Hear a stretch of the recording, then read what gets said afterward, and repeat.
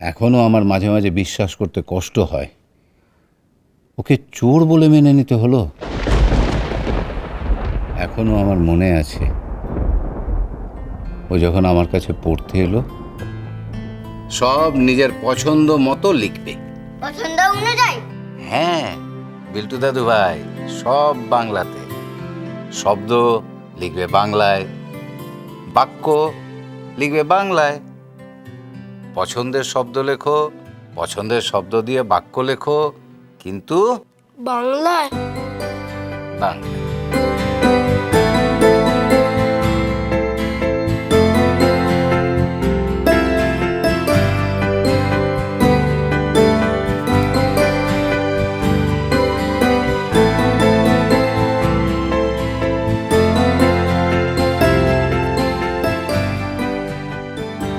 কি হলো ঝিলিক, লেখ।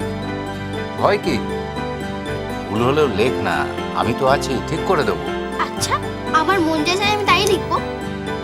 আমি তো তাই বললাম।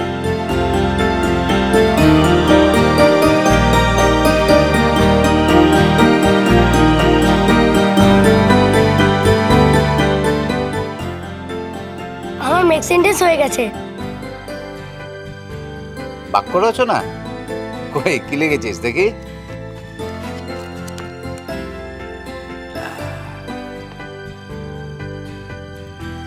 হ্যাঁ, আমাদের শহরের নাম কলকাতা। কলকাতা গঙ্গা নদীর পাড়ে। একি রে, বাক্যটা তো সম্পূর্ণ হলো না, অবস্থিত লিখতে হবে তো। নে,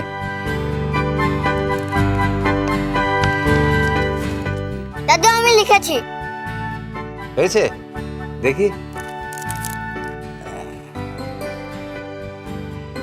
এ কি, এটা কি লিখেছো? কেন টাইগার? আর সেটা তো দেখতেই পাচ্ছি। বারে, তুমি তো বললে যার যা ভাল লাগে তাই লিখতে। আমার টাইগার খুব ভাল লাগে তাই আমি লিখলাম। আর টাইগার শব্দটা তো ইংরেজি, আমি বাংলায় লিখতে বললাম না। টাইগার মানে বাঘ। একদম ঠিক। নাও লেখো। ঝিলিক, হয়েছে? কি লিখলি দেখা? কি হলো দেখা?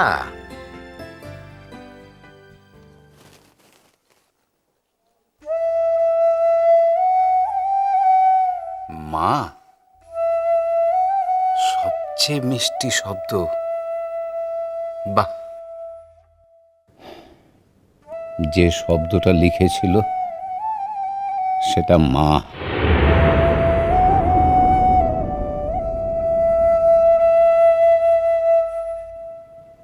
জানি, তারপরেই তো ঠাকুরজি বাইরে গিয়ে সে নিয়ে গিয়ে কত নাটক করলে। মা গো মা, এসব তুমি কি সব কথাবার্তা বলছো বৌদি গো? কেন? তুমি তো ঝিলিকের কাছে জানতে চাইলে মা বলতে ঝিলিক কি বোঝে। তা আমিও ভাবলুম, তা দেখি আমরা কে কি বুঝি মা বলতে। কি আবার, যে নিজের সন্তানকে আগলে রাখে সেই মা।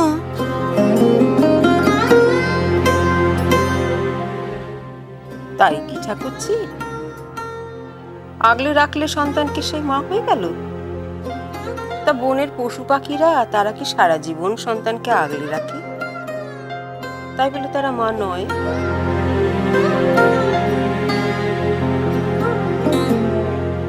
বেশ, বড় বৌমা তুমি বলো তো শুনি। মা, মা মানে হচ্ছে ওই যে সন্তানের যত্ন আত্তি করে আর আর সন্তান যা চায় তাই দেয়। তাহলে তো সব মাকেই খুব বড় লোকের ঘরে জন্মাতে হবে। মেজো বৌমা, এবার তুমি বলো তো।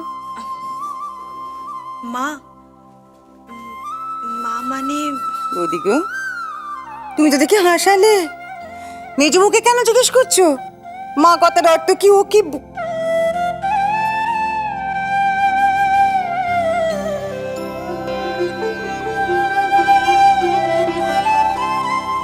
বৌদি গো, তার থেকে তুমি বলে দাও না বৌদি গো, তুমি তো জানো। জানি না ঠাকুরজি, আমি সত্যিই জানি না। তাই তো সবার কাছে জানতে চাইছি।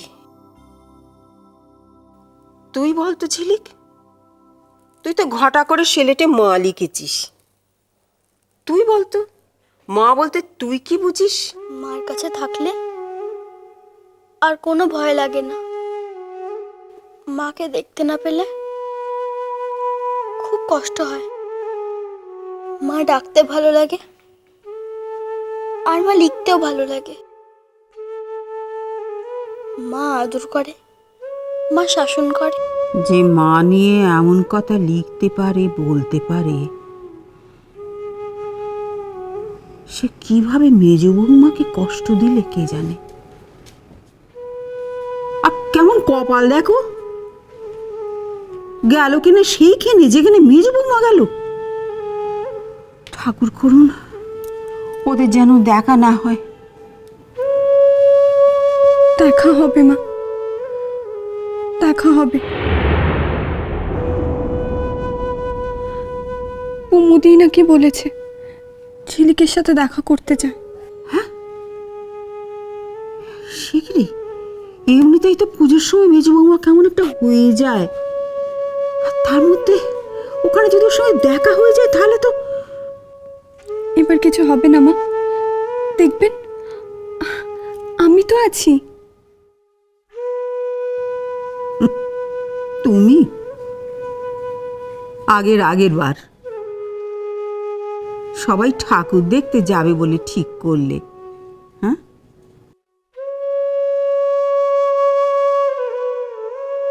মেজ বৌমা, ও মেজ বৌমা, মেজ বৌমা গেল গেল গেল গেল সব গেল। দেখে সরো সরো সরো। ছি ছি ছি ছি ছি ছি ছি ছি। হ্যাঁ, কি কাণ্ড! কি কি হয়েছে মা? আবার জিজ্ঞেস করছো কি হয়েছে মা? ওরে ভগবান, চোখ কান দুটোই তো দিয়েছে, সেগুলো কি সময় মতন বন্ধ করে রাখার জন্য? হ্যাঁ, সৃষ্টির জঞ্জালে সমস্ত বাড়ি ভরে গেল। এই ঘর সংসারকে উচ্ছন্নে না দিয়ে তোমার কি কোনো শান্তি নেই গা? হ্যাঁ, ছি ছি ছি ছি। মা মা, আমি তো চুপ, একদম চুপ করে থাকো। কোনো কথা আমি শুনতে চাই না। একটা কোনো অজুহাত দেওয়ার চেষ্টা করবে না। অজুহাত বলি, এই সমস্ত বড় বাড়িটা ধুয়ে পুছে আমি করব পরিষ্কার, আর তুমি নবাব নন্দিনী ওই পালঙ্কে শুয়ে শুয়ে ঝড়ের শোভা দেখবে। হ্যাঁ, বলে সৃষ্টির জঞ্জালে সমস্ত ঘর বাড়ি যে ভর্তি হয়ে গেল, জানলাটা বন্ধ করতে পারোনি। কি হয়েছে হাতে? পক্ষাঘাত? ভালোবেসে বকে ঝোঁকে মেজ খোকাকে ঠিক পথে আনার চেষ্টা করেছি, কিন্তু সে কিছু হলো কই? কিছুই হলো না। জজ সাহেব, তুমি একবার মেজ খোকাকে বলবে ও যেন মেজ বৌমাকে বলে ঝিলিকের সঙ্গে যেন দেখাটা না করে। দেখছি চেষ্টা করে।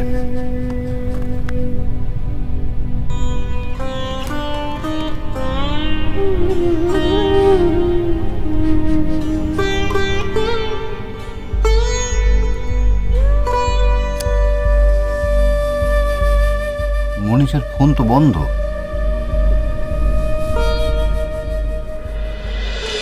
তোমায় ছাড়া ঘুম আসি না মা। চলো চলো চলো চলো চলো পাল্টাই।